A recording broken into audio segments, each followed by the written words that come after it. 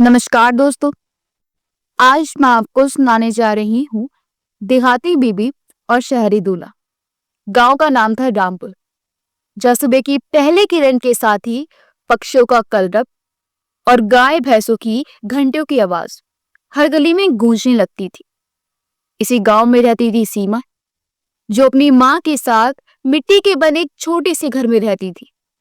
सीमा की सादगी और मुस्कान उसकी सबसे बड़ी पहचान थी।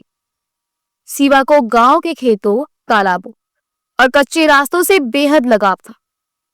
उसके दिन की शुरुआत होती थी सूरज उगने से पहले, जब वह पनघट पर जाती और अपनी सहेलियों के साथ हंसी टिटोली करते हुए पानी भरती। उसकी बातें अक्सर सबको हैरान कर देती। उसकी माँ अक्सर कहती, सीमा, तू कभी इस गांव से बाहर जाएगी तो लोग तुझे देखकर सोचेंगे कि लड़की क्या जंगल से आई है।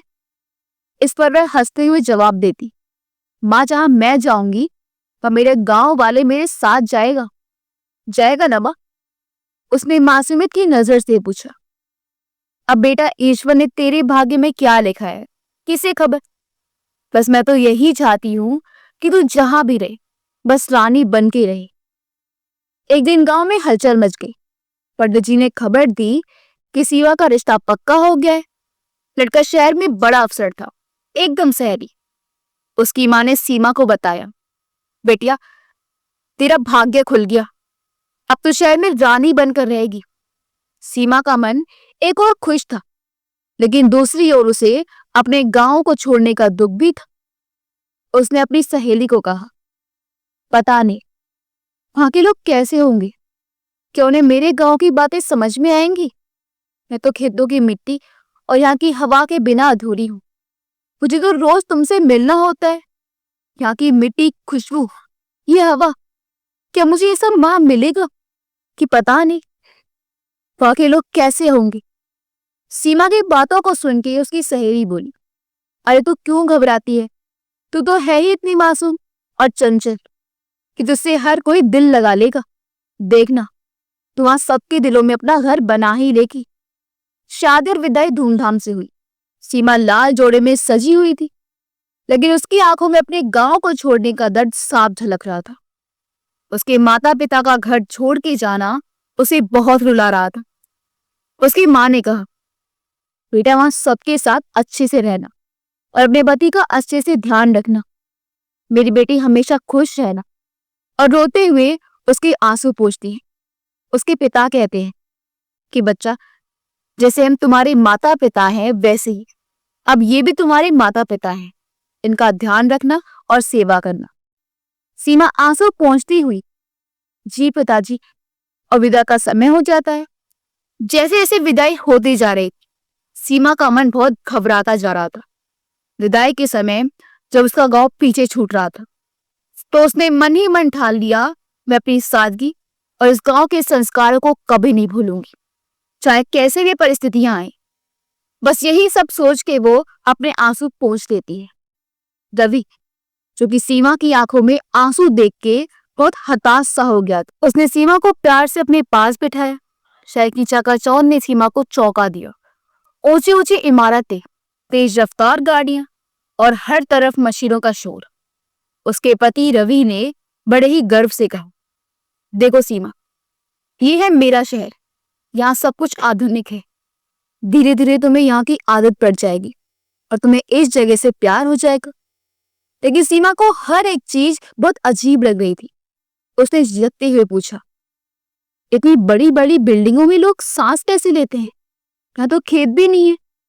रवि ने हंसकर कहा, तुम जल्दी सब सीख जाओगी। सीमा ने धीरे धीरे शहर के माहौल में खुद को डालने की कोशिश शुरू की, लेकिन उसकी सादगी और देहाती अंदाज हर बार एक नई कहानी गढ़ देता। पहली ही रात जब उसने रसोई संभालनी चाहिए, तो उसने पति से कहा, रवि, मुझे चूल्हा कहाँ मिलेगा? लकड़ी का इंतजाम कर लो। रवि ने चौंक कर जवाब दिया, सीमा, यहाँ गैस चूल्हा चलता है, लकड़ी नहीं। इस पर सीमा मुस्कुराते हुए बोली, अच्छा, फिर तो इस शहर की आग भी हमारे गांव की आग जैसे ही गर्म होगी। रवि सीमा की बातों से काफी प्रभावित होता है, कि उसकी बातों में सरलता और उसका भोलापन साफ नजर आता था, जिसे रवि भी उसकी ओर खींचा चला जाता था। शहर में सीमा की पहली सुबह। घर एकदम आधुनिक था, चमचमाते फर्श, बड़ी बड़ी खिड़कियां और हर कोनों में मशीनें। उसे हर चीज नई लग रही थी। उसने उठते आंगन की ओर देखा, लेकिन वहां कोई आंगन नहीं था। वह हैरान होकर बोली, अरे ये कैसा घर है, ना आंगन ना तुलसी का चबूतरा। यह कपड़े कहाँ सुखाते होंगे? रवि ने मुस्कुराते हुए कहा, यह सब कुछ मशीनों से होता है सीमा। कपड़े सुखाने के लिए ड्रायर है, तुम्हें इसकी आदत हो जाएगी। सीमा ने चौंक कर पूछा, अच्छा, तो अब हवा का काम भी मशीन करती है? रवि के ऑफिस जाने के बाद सीमा ने सोचा कि उसे रसोई संभालनी चाहिए, लेकिन जब उसने रसोई में कदम रखा तो वहां गैस चूल्हा, मिक्सर, ओवन और माइक्रोवेव देखकर उसका सिर चकरा गया। उसने खुद से कहा, कौन तो चूल्हा जलाकर मिट्टी की हांडी में खाना बनाती थी। क्या सब कुछ इतना अलग है? पर चलो, कुछ तो सीखना पड़ेगा। सीमा ने पहली बार गैस चूल्हा चलाया, लेकिन आंच इतनी तेज हो गई कि वह डरकर पीछे हट गई। उसने धड़ से चूल्हा बंद किया और खुद से बोली, रवि तो कहता है कि आधुनिक चीजें आसान होती हैं, पर यहाँ तो खाना बनाने से पहले मशीनों से लड़ाई करनी पड़ेगी। शाम को रवि के ऑफिस से लौटने के बाद पड़ोस की कुछ महिलाएं मिलने आई। वे सभी शहरी थी, साड़ियां डिजाइनर थी और बातें अंग्रेजी में होती थी। एक पड़ोसन ने सीमा से पूछा, आप कहाँ की रहने वाली हैं? सीमा ने मुस्कुराते हुए कहा, हम रामपुर से आए हैं। वहां के खेत, तालाब और आम के पेड़ बहुत मशहूर हैं। कभी आए, आपको सरसों का साग और मक्के की रोटी खिलाएंगे। पड़ोसन ने हंसते हुए कहा, अरे वाह, गांव की सादगी तो आप में साफ झलकती है। लेकिन उनके चेहरे पर हल्की मुस्कान की जगह छुपा हुआ व्यंग्य था। सीमा ने वह व्यंग्य समझ लिया, पर वह चुप रही। उसने मन में सोचा, शहर की ये महिला है, शायद मुझे देहाती समझकर मजाक उड़ाती है। पर कोई बात नहीं, मैंने अपने तरीके से दिखाऊंगी कि सादगी की भी अपनी ताकत होती है।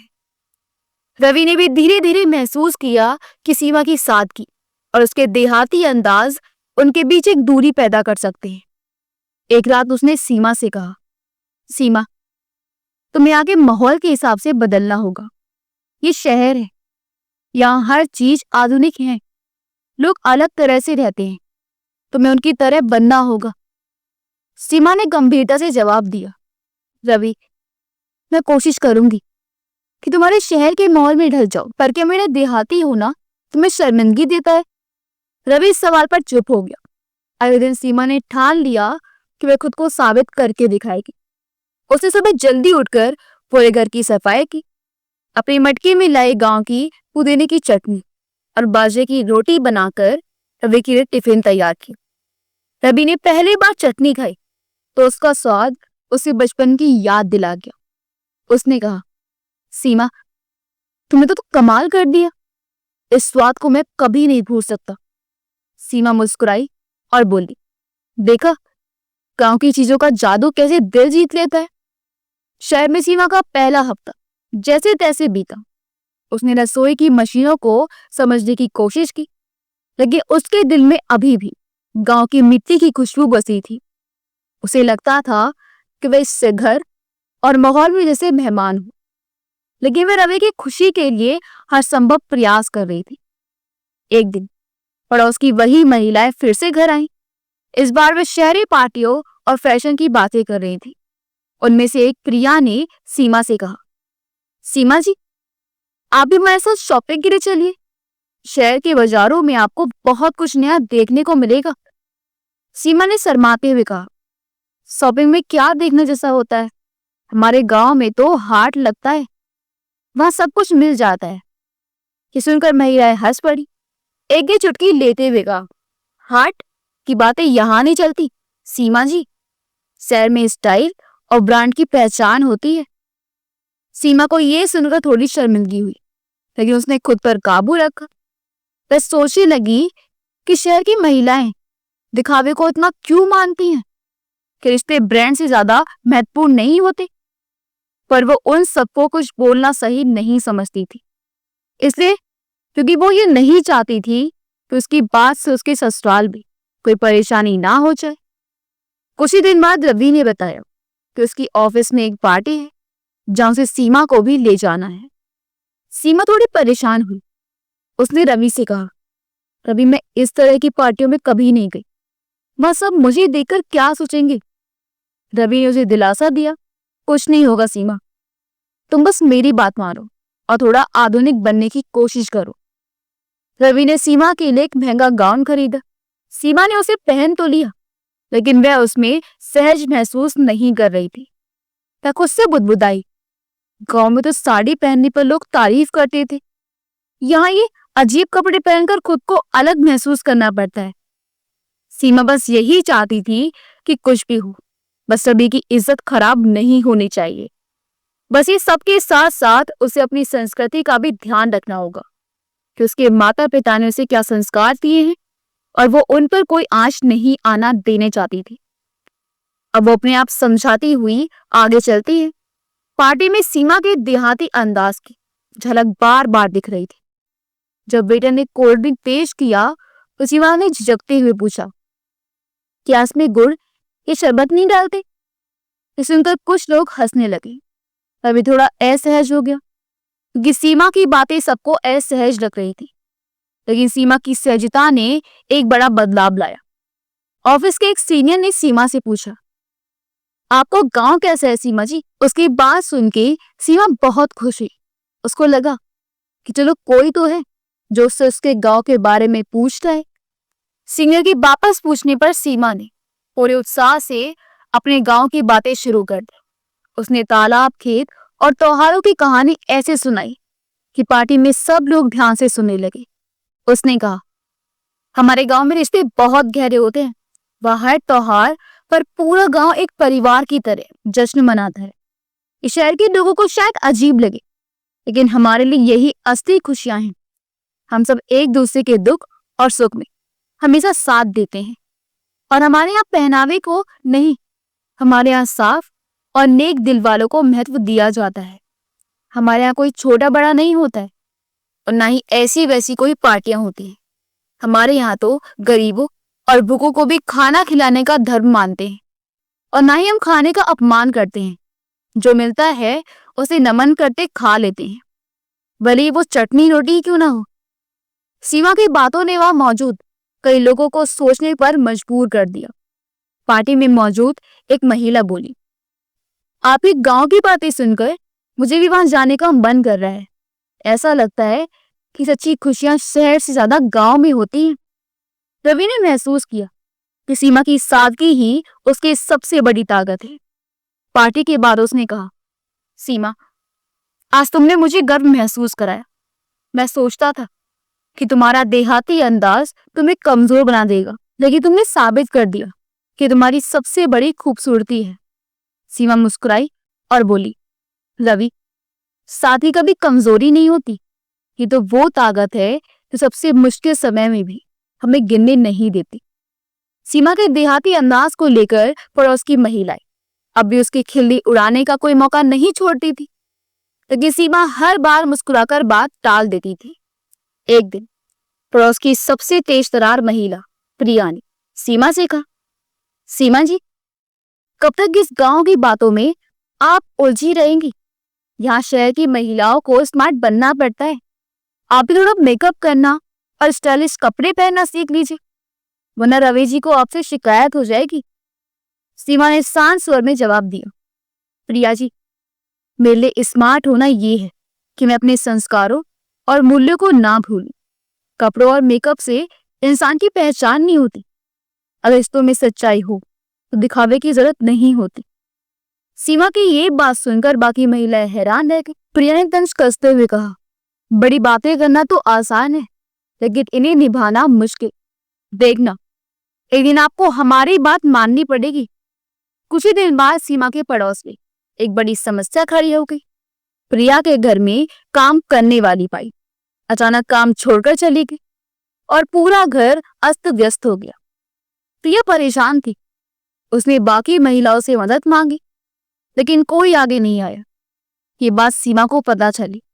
उसने बिना किसी बात का इंतजार किए प्रिया के घर जाकर कहा, प्रिया जी, अगर आप कहें तो मैं आपकी मदद कर सकती हूँ। काम का अनुभव मेरे पास ज्यादा नहीं है, लेकिन कोशिश जरूर करूंगी। सीमा की बात सुनकर प्रिया पहले तो चौंक गई, लेकिन उसकी परेशानी इतनी बढ़ चुकी थी कि वह मना ही नहीं कर सकी। सीमा ने पूरे घर को कुछ ही घंटों में साफ सुथरा कर दिया और रसोई में खाना भी बना दिया। जब प्रिया ने खाना खाया तो उसकी आंखों में आंसू आ गए। उसने कहा, सीमा, तुमने मेरी मुश्किल घड़ी में जो किया उसे मैं कभी नहीं भूल सकती। मैंने हमेशा तुम्हारा मजाक उड़ाया, लेकिन आज तुम्हारी सादगी ने मुझे सिखाया कि असली खूबसूरती दिल की होती है। सीमा ने कहा कि हमारे यहाँ ऐसे ही सब एक दूसरे के काम में मदद करते हैं, ना कि किसी का कोई मजाक बनाया जाता है। हम तो बस इंसान हैं, तो अपना कर्म करते हैं। बस तभी ने भी इस घटना के बारे में सुना और वह सीमा के प्रति और भी प्रभावित हो गया। उसने सीमा से कहा, सीमा, तुमने जो किया तो शायद मैं कभी नहीं कर पाता। तुमने सिखाया कि दूसरों की मदद करने से बड़ा कोई काम नहीं होता।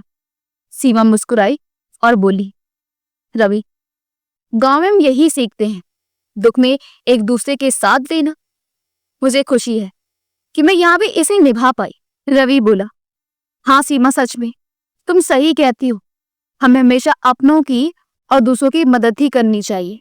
अब सीमा के सादगी और मददगार स्वभाव ने पूरे मोहल्ले में उसकी एक खास पहचान बना दी थी।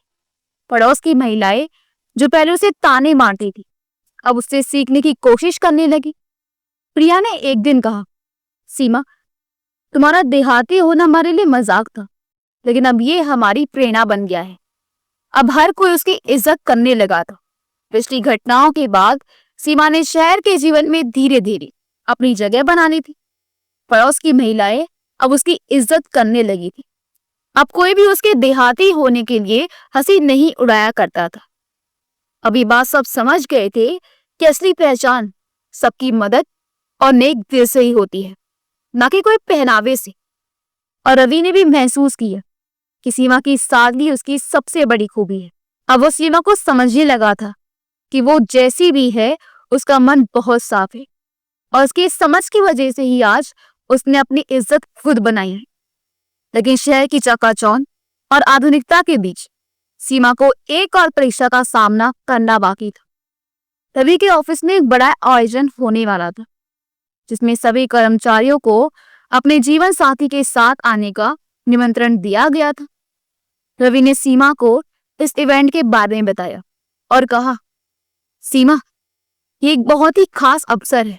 मैं चाहता हूं कि तुम इस बार सबसे अलग दिखो।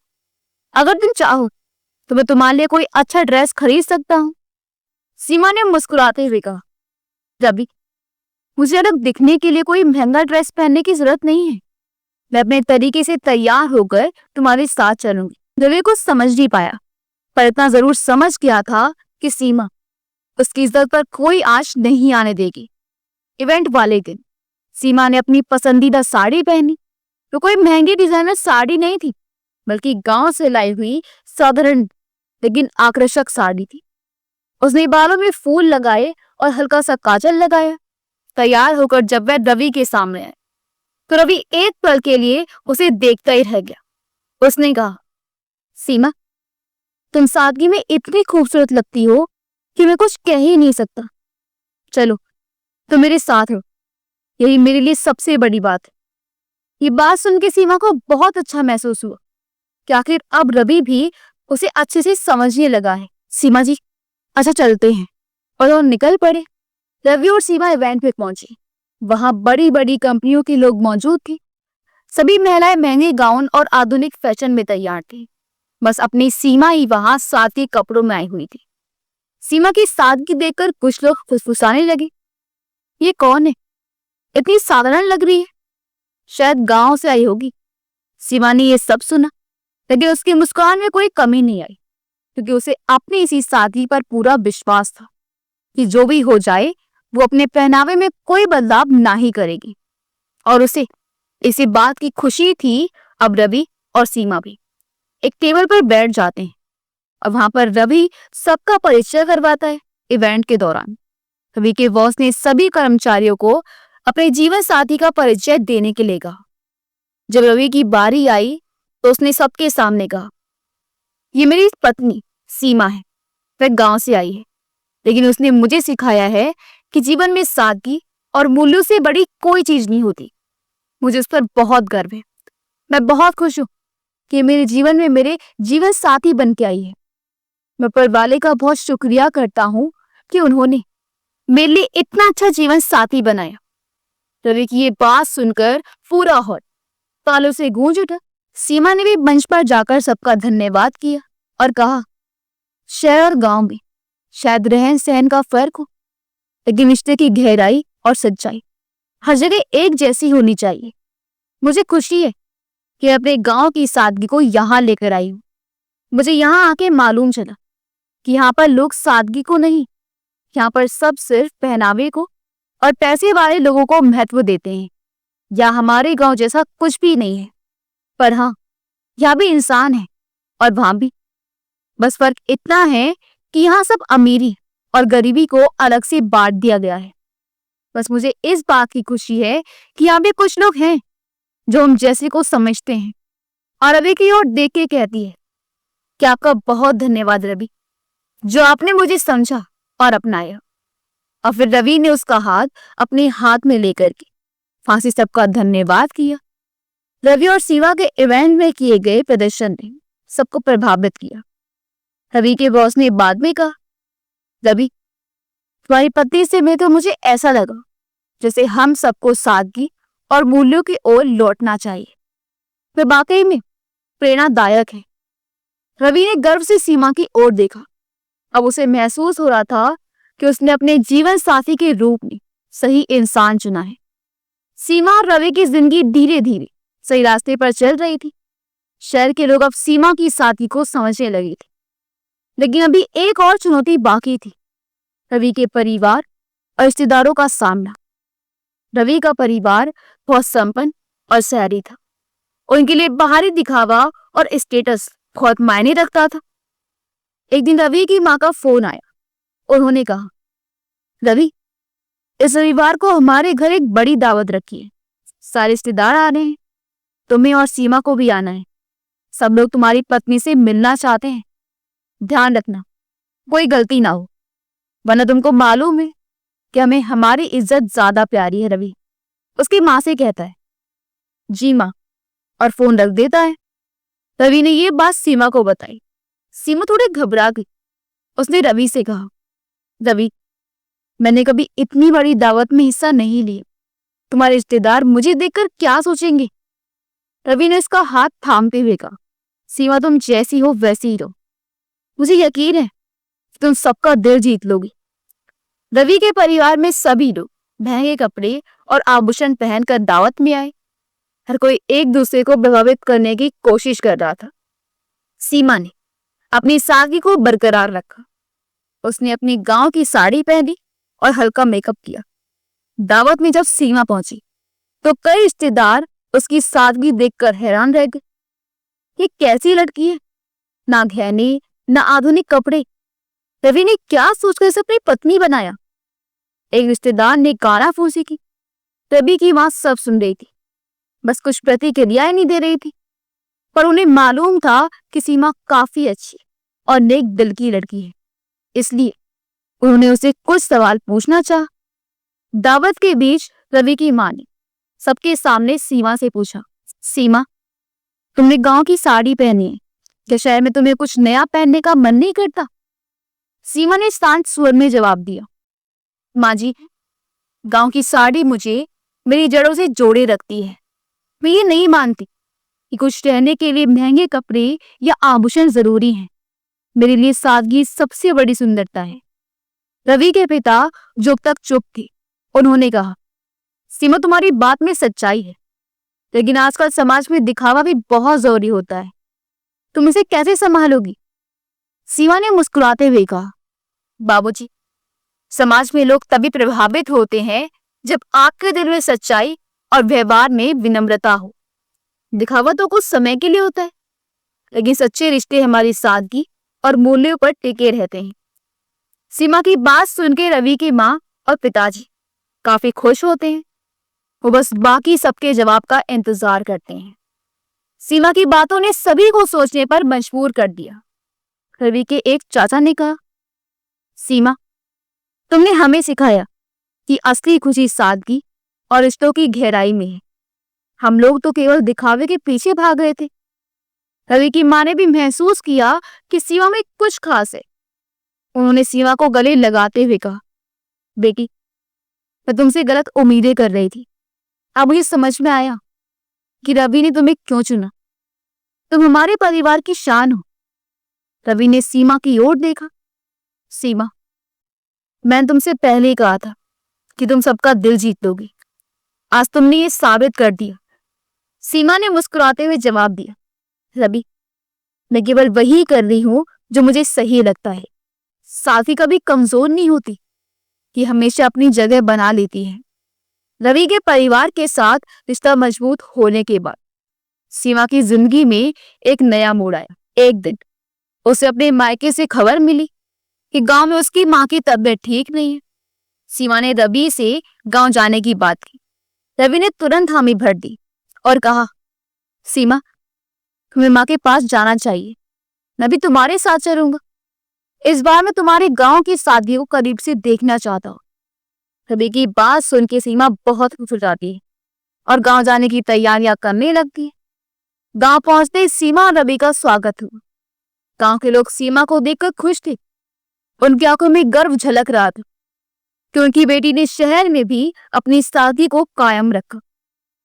रवि को यह देखकर आश्चर्य हुआ कि सीमा गांव के हर व्यक्ति के नाम, उनकी समस्या, उनकी खुशियां तक जानती थी। रवि ने सीमा से कहा, सीमा, तुम्हारा गांव सच में बहुत खास है। यहाँ लोगों के दिल इतने बड़े हैं कि किसी और चीज की जरूरत नहीं लगती। सीमा की माँ की तबीयत थोड़ी सुधरी, लेकिन सीमा को पता चला कि गांव में पानी की समस्या बहुत बढ़ गई है। खेतों में सिंचाई के लिए पानी नहीं मिल रहा था और पीने का पानी भी दूषित हो गया था।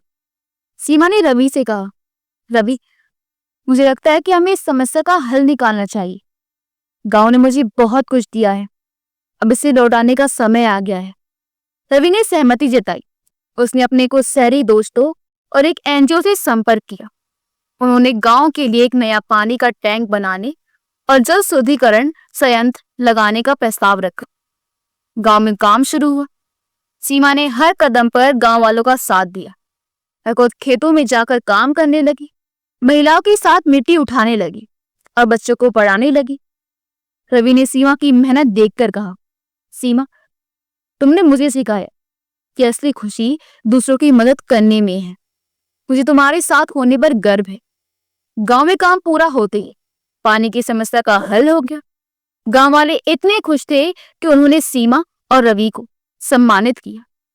ये सब देख के रवि के दोस्तों को भी काफी अच्छा महसूस हुआ कि वास्तव में किसी की मदद करने से कोई छोटा बड़ा नहीं होता, बल्कि उसे और सम्मान दिया जाता है। और यही सबसे बड़ी सादगी है जो उन सबको समझ में आ गया था। अब रवि भी अपने आप को पूरी तरह से गांव के रूप रंग में ढल चुका था। उसे वहां का खाना, चूल्हे की रोटी, सब्जी, चटनी और यहाँ तक कि खेतों की शुद्ध हवा की आदत पड़ चुकी थी। गांव में बिताए कुछ दिनों ने रवि को पूरी तरह बदल दिया। उसने महसूस किया कि शहर की चकाचौंध के पीछे जो सच्चाई है वह गांव की सादगी में कहीं ज्यादा है। उसने सीमा से कहा, सीमा, मैंने हमेशा सोचा था कि सुख सुविधाओं में है, लेकिन यहाँ आकर पता चला कि असली सुख लोगों की भलाई में है। मुझे लगता है कि हमें शहर में भी कुछ ऐसा ही करना चाहिए। सीमा मुस्कुराई और बोली, रवि, अगर हम जहां भी जाएं दूसरों के लिए कुछ अच्छा कर सके तो यही हमारी सबसे बड़ी जीत होगी। गांव में पानी की समस्या का समाधान करके सीमा और रवि ने गांव वालों का दिल जीत लिया था। अब वे शहर लौट आए थे, लेकिन गांव में बिताए समय ने उनकी सोच बदल दी थी। उन्हें एहसास हुआ कि समाज में बदलाव लाने के लिए ना तो बड़ी ताकत चाहिए और ना ही बड़ी संपत्ति, बस इरादा और मेहनत होनी चाहिए। एक दिन सुबह की चाय के साथ सीमा अखबार पढ़ रही थी। उसने देखा कि शहर में कचरे को लेकर झगड़े बढ़ रहे थे। सड़कों पर गंदगी और बदबू की वजह से लोग बीमार हो रहे थे। दूसरी खबर में पढ़ा कि कई लड़कियां रहस्यमय तरीके से गायब हो रही हैं और माता पिता अपनी बेटे को बाहर भेजने से डर रहे हैं।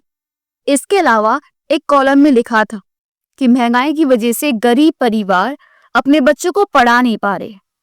सीमा ने गहरी सांस लेते हुए कहा, ये शहर तो गांव से भी ज्यादा संघर्ष कर रहा है। रवि, हमें यहाँ भी कुछ करना चाहिए। ये सब देखकर मेरा दिल दुखता है। आखिर कब तक लोग मजबूरी में जिएंगे? रवि ने अखबार के पन्ने पलटते हुए कहा, सीमा, तुम बिल्कुल सही कह रही हो। हम गांव में बदलाव ला सकते हैं तो यहाँ क्यों नहीं? चलो कुछ शुरू करते हैं। पहला कदम रूप कचरे की समस्या का समाधान। रवि और सीमा ने अपने इलाके के लोगों को बुलाया। उन्होंने बैठक में कहा, अगर हम सब एकजुट होकर काम करें तो यह कचरे की समस्या आसानी से हल हो सकती है। उन्होंने सुझाव दिया कि हर घर में गीले और सूखे कचरे को अलग रखा जाए।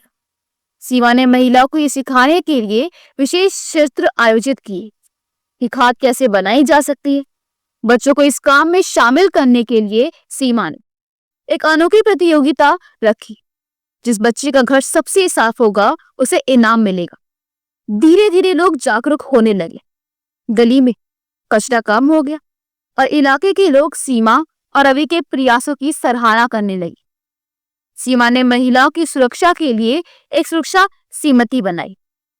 इस समिति ने इलाके के लड़कियों को आत्मरक्षा के गुण सिखाने के लिए एक प्रशिक्षण शिविर आयोजित किया। सीमा ने शिविर में अपनी कहानी साझा की कि कैसे उसने संघर्षों का सामना किया और खुद को मजबूत बनाया। हम खुद को निर्भर महसूस करेंगे तो दुनिया हमें कमजोर समझेगी। हमें अपनी ताकत पहचाननी होगी, सीमा ने कहा। ये सुनकर एक महिला ने कहा, सीमा, तुम्हारी बातें हमें हिम्मत देती हैं। हम खुद की रक्षा कर सकते हैं, बस आत्मविश्वास होना चाहिए। गरीब बच्चों के लिए शिक्षा का कदम रवि ने अपने ऑफिस के दोस्तों से मदद मांगी और गरीब बच्चों की शिक्षा के लिए एक फंड जुटाया।